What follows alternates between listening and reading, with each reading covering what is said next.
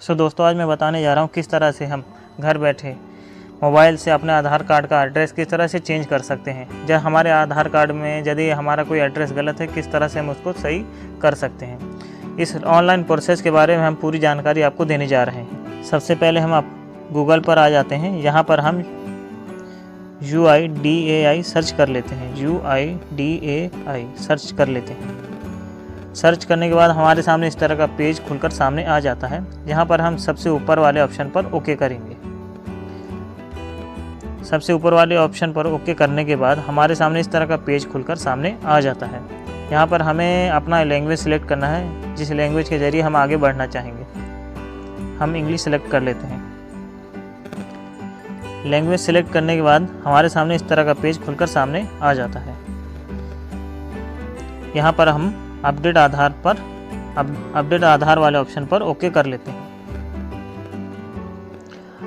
Update आधार वाले option पर okay करने के बाद हमारे सामने इस तरह का पेज खुलकर सामने आ जाता है। यहाँ पर हम request for address validation letter पर ओके कर लेते हैं। उस वाले ऑप्शन पर ओके करने के बाद हमारे सामने इस तरह का पेज खुलकर सामने आ जाता है। यहाँ पर हमें लॉगिन वाले ऑप्शन पर ओके करना है। लॉगिन वाले ऑप्शन पर ओके करने के बाद हमारे सामने इस तरह का पेज खुलकर सामने आ जाता है। जहाँ पर हमें ऊपर अपना आधार कार्ड नंबर और नीचे जो कैप्चर दिया हो इस कैप्चर को इस बॉक्स के अंदर यहाँ पर एंटर करना है। लॉगिन विद OTP पर ओके करने के बाद हमारे मोबाइल पर जो रजिस्टर्ड मोबाइल है आधार कार्ड के साथ में, उस मोबाइल नंबर पर एक OTP जाएगा। उस OTP को हमें यहाँ पर एंटर करना है।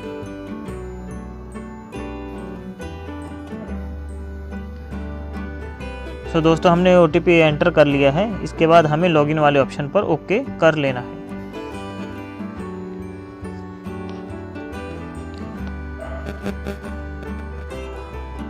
दोस्तों लॉगिन ऑप्शन पर ओके करने के बाद हमारे सामने इस तरह का पेज खुलकर सामने आ जाता है। तो हमें यहाँ पर एड्रेस अपडेट वाले ऑप्शन पर ओके कर लेना है।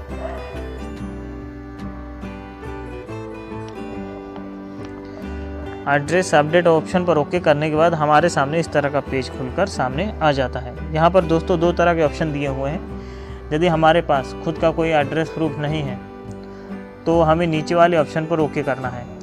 हमारे मदर, हमारे फादर का एड्रेस प्रूफ भी हम यहाँ पे लगा सकते हैं। और यदि हमारे पास कोई हमारा खुद का एड्रेस प्रूफ है तो हमें ऊपर वाले ऑप्शन पर ओके कर लेना है। तो दोस्तों हम ऊपर वाले ऑप्शन पर ओके करने जा रहे हैं।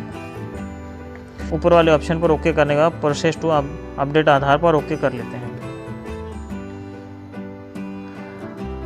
दोस्तों अपडेट आधार पर ओके करने के बाद हमारे सामने इस तरह का पेज खुलकर सामने आ जाता है।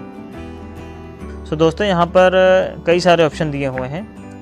यदि आप अपना नेम चेंज करना चाहते हैं, डेट ऑफ बर्थ चेंज करना चाहते हैं, जेंडर चेंज करना चाहते हैं, तो इसके बारे में पूरी जानकारी दी हुई है कि हम किस तरह से हमें अपना नाम सिर्फ 2 बार ही चेंज कर सकते हैं।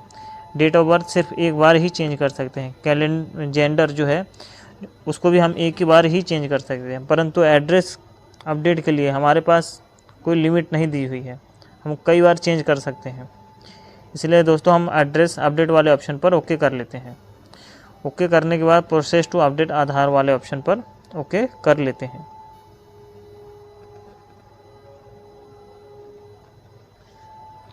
प्रोसेस टू अपडेट आधार वाले ऑप्शन पर ओके करने के बाद हमारे सामने इस तरह का पेज खुलकर सामने आ जाता है। तो यहाँ पर हमारी करंट एड्रेस दिया हुआ है। यदि हमें न्यू एड्रेस अपडेट करना है तो हम पेज को नीचे की तरफ ले चलते हैं। यहाँ पर हमें जो एड्रेस अपडेट करना है उस एड्रेस के बारे में, उस एड्रेस को यहाँ पर डालना है। केयर ऑफ में हमें अपने फादर का नेम, और यदि किसी लड़की की शादी हो गई है तो उसको अपना हस्बैंड का नेम डालना है। यहाँ केयर ऑफ में फिल करने के बाद हम यहाँ नीचे हाउस नंबर, बिल्डिंग, अपार्टमेंट जो भी है हमें यहाँ पर अपना फिल कर लेना है।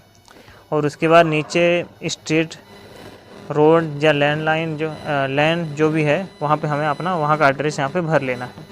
उसके बाद हमारा एरिया, लोकेलिटी, सेक्टर जो भी है हमें यहाँ पे फिल कर लेना है। फिल करने के बाद हमारे आसपास जो भी कोई भी चिन्ह है, जैसे कोई मंदिर, स्कूल, बस स्टैंड कुछ भी है, तो हमें यहाँ पर उसका एड्रेस यहाँ पे फिल करना है। फिल करने के बाद यहाँ पर पिन कोड वाले ऑप्शन पर आ जाते हैं।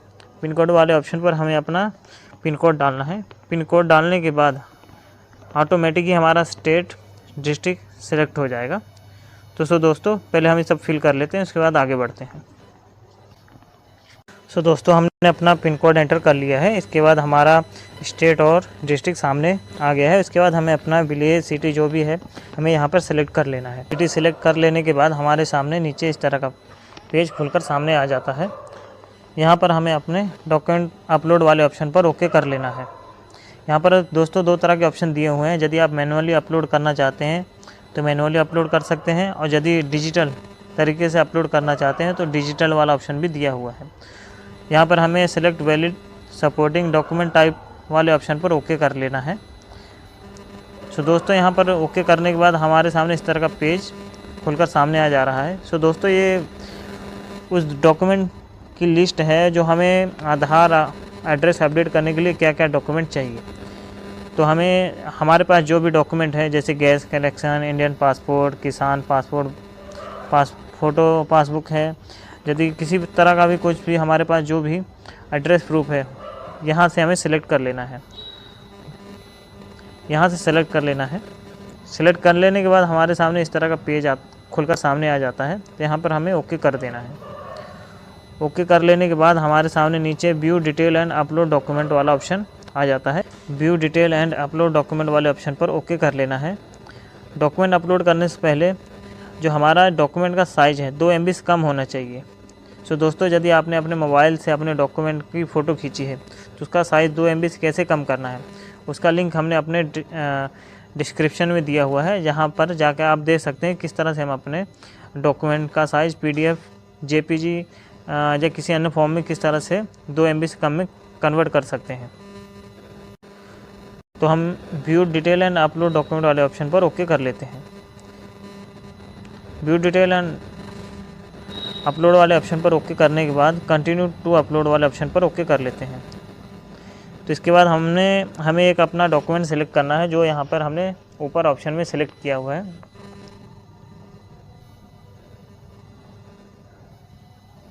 डॉक्यूमेंट अपलोड करने के बाद हमारे सामने इस तरह की ग्रीन पट्टी सामने नज़र आएगी। इसके बाद हमें नीचे नेक्स्ट ऑप्शन पर ओके कर देना है। नेक्स्ट ऑप्शन पर ओके करने के बाद हमारे सामने इस तरह का पेज खुलकर सामने आ जाता है। उसके बाद हमें नीचे वाले ऑप्शन पर ओके कर लेना है। ऑप्शन पर ओके करने के बाद हमें नेक्स्ट वाले ऑप्शन पर ओके कर देना है।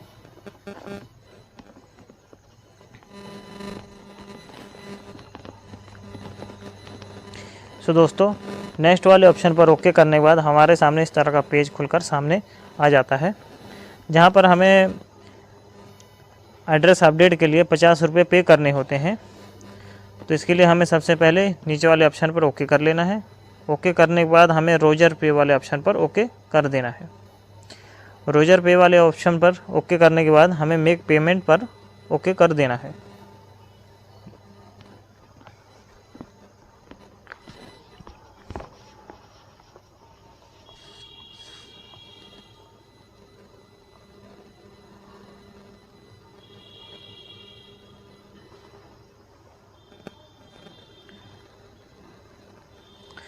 दोस्तों मेक पेमेंट पर ओके करने के बाद हमारे सामने इस तरह का पेज खुलकर सामने आ जाता है, जहाँ पर हमें कई तरह का ऑप्शन दिए हुए हैं, जहाँ पर हमें पेमेंट करने के कई तरह के ऑप्शन दिए हुए हैं। तो इसके बाद हमें फ़ोनपे वाला ऑप्शन या कोई भी ऑप्शन सेलेक्ट कर लेते हैं। फ़ोनपे वाले ऑप्शन पर ओके करने के बाद पेमेंट करने के बाद हमारे सामने इस तरह का पेज खुलकर सामने आ जाता है, जहाँ पर हमारी पेमेंट हो जाने के बाद डाउनलोड एक्नॉलेजमेंट पर ओके कर लेना है और अपनी स्लिप को डाउनलोड कर लेना है। और इसके बाद हमारा अपना स्टेटस जानने के लिए नीचे गो टू डैशबोर्ड वाले ऑप्शन पर ओके कर देना है। गो टू डैशबोर्ड पर ओके करने के बाद हमारे सामने इस तरह का पेज खुलकर सामने आ जाता है। अब हम नीचे की तरफ चल देते हैं। अब हम नीचे की तरफ आ गए हैं, जहाँ पर हमने जो आधार में एड्रेस अपडेट की जो रिक्वेस्ट डाली है नीचे शो करने लग गई है। जब यह रिक्वेस्ट कंप्लीट हो जाती है तो जैसे कि नीचे दिखाया गया है उस तरह से कंप्लीट बताने लग जाता है। तो दोस्तों आपको यह वीडियो कैसी लगी? यदि मेरी वीडियो आपको अच्छी लगी हो तो लाइक कमेंट ज़रूर करें और सब्सक्राइब बटन को ज़रूर प्रेस करें और बेल आइकन को ज़रूर प्रेस करें।